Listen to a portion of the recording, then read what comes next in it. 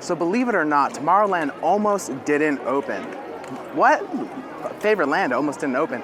Why? It's because the Imagineers told Walt that there wasn't enough time to complete a full land up to his expectations before opening day. So what they do, they opened the land with minimal attractions. It was mostly food carts, balloons, and just characters and that type of thing.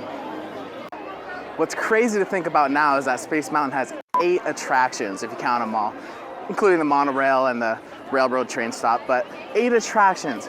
8 attractions, that's crazy different from the opening day when none. When the Imagineers opened Tomorrowland, they realized something. To keep it up to current times and be in the future at all times, that was gonna take a lot of upkeep. They were gonna have to redo this land like all the time.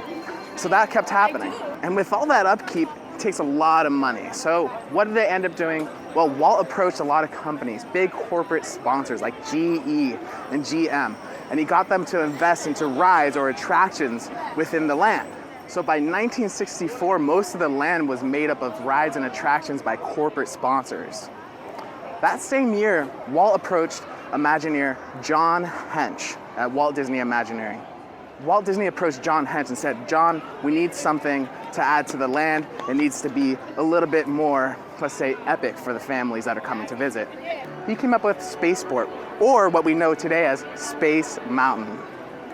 Though the idea for Space Mountain was sparked in 1964, the idea was put on ice for the opening of Walt Disney World in 1965. And also, it also needed a lot of money. This was a very technological, expensive ride.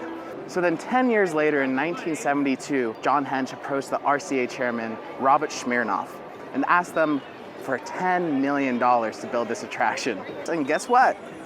They said yes. And with that $10 million, they began construction on December 15th, 1972. Over the years, it's had multiple redesigns, as we've seen. There was the 1998 Jules Verne redesign, where everything turned bronze and different colors and coppers. And then there was the 2003 redesign, where they redesigned everything to different neons and whites and bright colors because people weren't really digging the throwback steampunk Jules Verne look, even though I personally loved it, but you know, you can't have it all. So there it is, the story of this land's avoided failure. Going from a basic lot with nothing more than a few balloon vendors and some character meet and greets to a Space Mountain toiting, futuristic land of tomorrow. The key?